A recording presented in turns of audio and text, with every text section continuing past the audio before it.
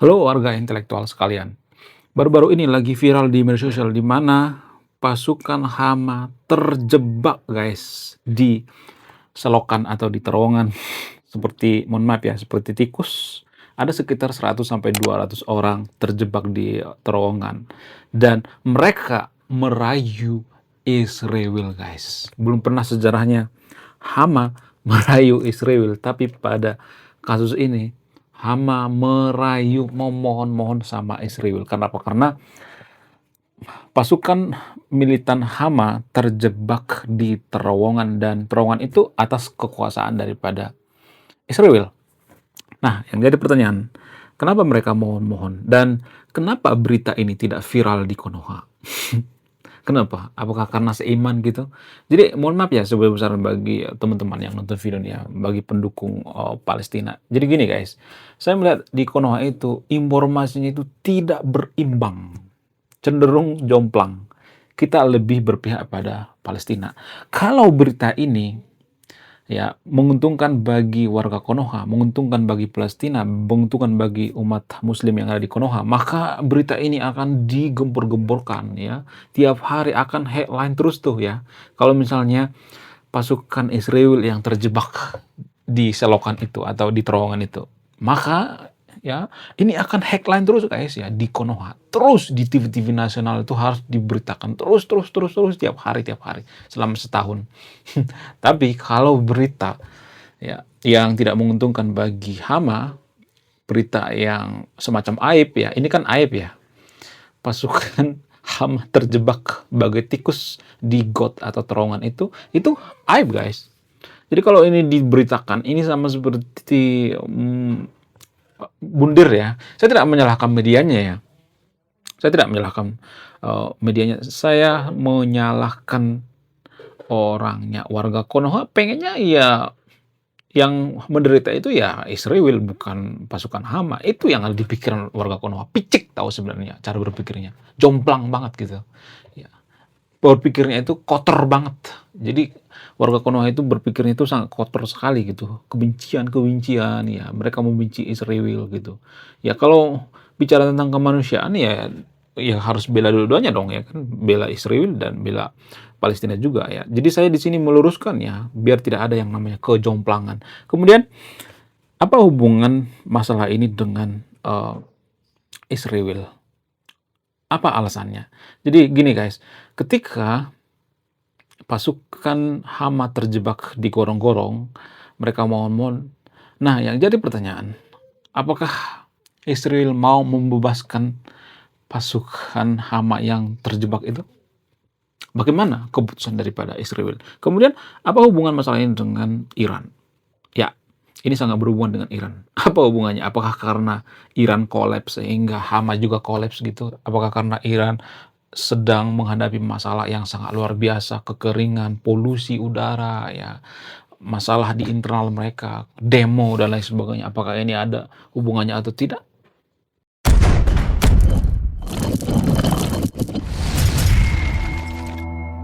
Ketika Israel berhadapan dengan Iran dan Iran takluk, ya kalah lah ya. Kalau secara head to head saya melihatnya Iran jelas kalah lah. Walaupun Israel juga ada kerugian juga ya. Bukan menang telak ya, tapi menang banget ya kalau saya perhatikan ya. Israel menang banget ketika mereka perang 12 hari. Nah, ketika perang 12 hari, maka ini berdampak pada eh, Hama guys, sangat berdampak. Karena apa? Karena Hama itu adalah proksi daripada Iran. Jadi ibaratnya gini guys ya, perusahaan induk itu Iran dan cabangnya itu adalah Houthi, Hamas, ya, dan lain sebagainya ya. Jadi itu proksi-proksi mereka. Nah, ketika perusahaan inti sudah kolaps, maka cabang-cabangnya juga ikut berjatuhan. Sama seperti Hama ini. Hama dapat aliran dana dari mana? Dari Iran dong ya. Dari mana? Dari Konoha ya. Dari donasi-donasi Konoha. Ya kan? Sehingga elit-elit daripada Hama itu belanja barang-barang mewah ya, tas-tas branded ya. Ya kita sebenarnya dibodohin guys ya. Dibodohin sama elit-elit daripada Hama itu sendiri. Sengaja ya mereka playing victim ya, mereka memajang foto anak-anak, supaya apa? Supaya warga Konoha berdonasi ya. Mereka pajang foto tentang kesedihan-kesedihan di Palestina. Untuk apa? Untuk mendapatkan donasi ya. Kita sebagai warga Konoha yang IQ-nya di bawah gorila tidak mengerti hal ini ya. Sehingga kita memberikan donasi-donasi walaupun nggak seberapa ya. Tapi kalau terus-terus mengalir ya kan itu ya enak banget ya, elit-elit daripada Hama. Mereka santuy-santuy ya, di dalam terowongan. Mereka menjual yang namanya agama. Mereka menjual yang namanya kebencian terhadap Bani Israel ya. Mereka menjual kesedihan ya. Sehingga apa? Sehingga kita terperdaya gitu ya. Warga Konoha terperdaya karena otaknya di bawah gorila, sehingga mereka membantu ya. Jadi kalau boleh jujur ya, saya tidak berpihak pada Israel, saya tidak berpihak pada Palestina. Lebih baik kita fokus pada negara kita, fokus pada Konoha, fokus pada masalah-masalah yang ada di Konoha. Ada banyak itu masalah di Konoha, seperti misalnya masalah seperti banjir ya, banjir bandang dan sebagainya. Ada banyak banget masalah ya. Jadi harusnya kita lebih fokus pada masalah negeri kita, bukan mengurusi masalah negara lain. Ya kalau saya Kristen ya, saya tidak terlalu berpihak pada Israel ya. Lebih baik saya berpihak pada negara saya sendiri ya. Ngapain ya kan? Lebih baik kita mengurusi negara sendiri. Saya bilang teman-teman Kristen juga seperti itu kok. Mereka nggak terlalu mengurusi yang namanya Israel. Ya, teman-teman Kristen juga percaya bahwa orang Israel itu bisa mandiri, bisa mengurusi diri sendiri, nggak harus diurusi seperti, mohon maaf ya, Palestina gitu ya, playing victim. Ya, mereka menjual yang namanya kesedihan-kesedihan, menjual yang namanya agama, menjual yang namanya pokoknya aduh kacau banget ya. Mereka pengen hidup dari donasi ke donasi, nggak mau kerja. Itu termasuk kebodohan. Itu kelemahan daripada Palestina. Harusnya berpikir dong ya, menciptakan lapangan kerja, bukan malah perang ya. Perang nggak ada, kehancuran kan yang seperti sekarang ini ya. Namun ya, kita terseret dalam gelombang arus ini ya. Kita sebagai warga Konoha tidak sadar kita itu dipengaruhi oleh gelombang-gelombang arus ini ya. Ini permainan daripada elit Hama itu sendiri dan elit daripada Iran. Nah, ini sangat berdampak pada Iran, guys. Ketika Iran sudah kolaps, maka otomatis Hama kolaps. Karena aliran dananya sudah berkurang. Kalau mengharapkan dari Konoha, ya Konoha kan ya paling donasi berapa lah ya. Nggak terlalu banyak sebenarnya. Cuman rutin aja gitu ya saya melihatnya. Dan banyak juga donasi yang nggak sampai ke Palestina, guys. Jadi secara tidak langsung itu kita dibodohin, guys ya. Dibodoh-bodohin oleh apa? Dibodoh-bodohin oleh elit-elit daripada Hama itu sendiri. Nah, kemudian selanjutnya bagaimana dengan anggota Hama yang terjebak di terowongan ini? Apakah dilepaskan oleh Israel? Enggak dong. Nggak mau. Israel nggak peduli mau mereka dirayu-rayu, digoda-goda. Ya nggak peduli, guys. Orang Israel itu berpikir nyawa bayar dengan nyawa, mata dibayar dengan mata, kaki dibayar dengan kaki, hidung dibayar dengan hidung ya. Jadi mereka nggak mau kompromi. Kalau misalnya mereka disogok gitu ya, disogok misalnya nih kasih ratusan juta atau miliar, mereka nggak mau ya, mereka nggak mau mengkhianati negara mereka sendiri. Ini yang saya suka daripada Israel ya. Bukan berarti saya membela Israel ya. Israel itu adalah negara petarung, guys. Negara yang sangat setia terhadap negaranya. Walaupun mereka demokrasi, walaupun mereka ada gesekan-gesekan, demonstrasi dan lain sebagainya, tapi mayoritas mereka sangat dewasa. Kenapa mereka bisa dewasa banget dalam bernegara gitu? Kenapa mereka nggak mau mengkhianati Israel gitu? Kenapa mereka nggak mau mengkhianati negaranya sendiri? Apa alasannya? Alasannya itu yang pertama itu mereka belajar dari masa lalu. Kalau kita perhatikan ya, sejarah-sejarah daripada Israel itu di kitab suci agama Kristen maupun agama Yahudi itu, yang ada penderitaan daripada orang Israel itu sendiri. Sehingga mereka belajar daripada penderitaan. Apa sih yang salah? Mereka menuliskan ya penderitaan mereka di dalam kitab suci, kekalahan mereka di kitab suci. Jarang-jarang mereka menuliskan kemenangan-kemenangan, yang ada kekalahan gitu, perang ya dan lain sebagainya. Apa yang mereka ambil dari sini? Yang mereka ambil dari kisah ini adalah introspeksi diri. Kenapa kita kalah? Kenapa kita miskin? Sehingga mereka belajar dan menciptakan semacam culture untuk membangun bangsa mereka itu sendiri ya. Makanya sekarang Israel itu maju karena apa? Karena dipengaruhi oleh introspeksi diri masa lalu. Jadi orang yang tidak pernah mengintrospeksi diri dari masa lalu tidak akan pernah maju, guys. Ya, jadi bangsa kita juga seperti itu. Kita harus introspeksi diri.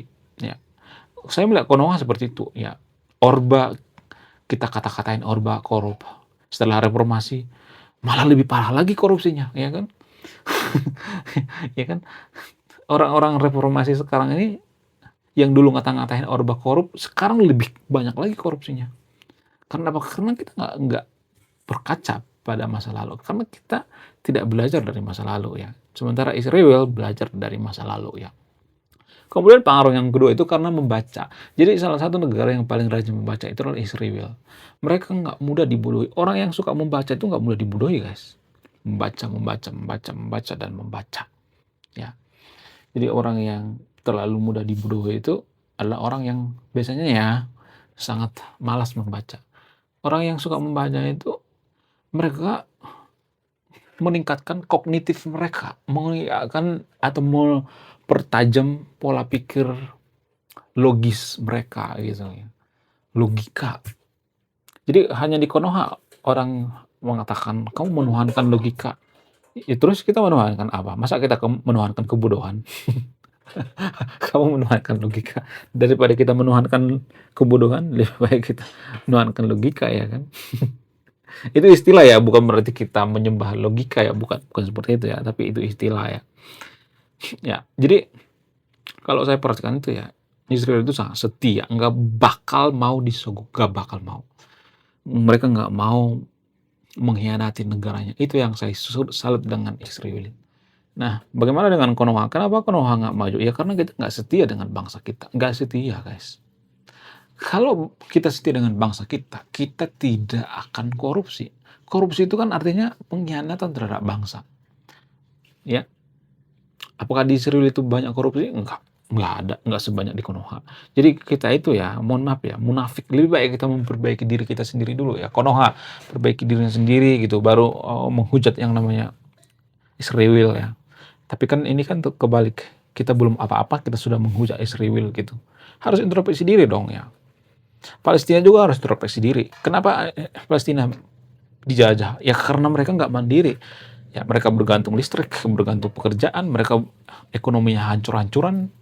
Ya, kemudian mereka diperdaya oleh hama, mereka dibutakan oleh agama dan lain sebagainya. Tapi yang paling berpengaruh itu agama, guys. Agama itu membutakan segalanya. Agama lah sebenarnya yang melucuti cara berpikir kritis manusia. Kalau boleh sadar. Kalau Anda sadar gitu ya. Tapi ini kelihatan pahit ya, tapi ini jujur, guys. Karena ada dalil-dalil yang mengatakan nggak usah menuhankan logika. Nah, dalil-dalil seperti inilah yang bikin kita tidak berpikir kritis. Dimatiin ya otak berpikir kritisnya. Dan inilah yang terjadi di Konoha, guys. Ya.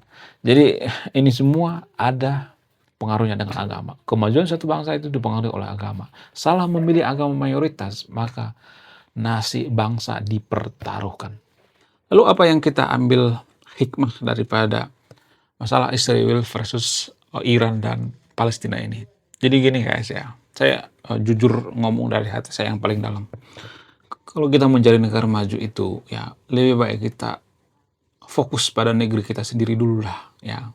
Jangan mengurusi negara lain. Saya melihat Pak Prabowo sekarang ini terlalu mengurusi negara lain, terlalu mengurusi Palestina.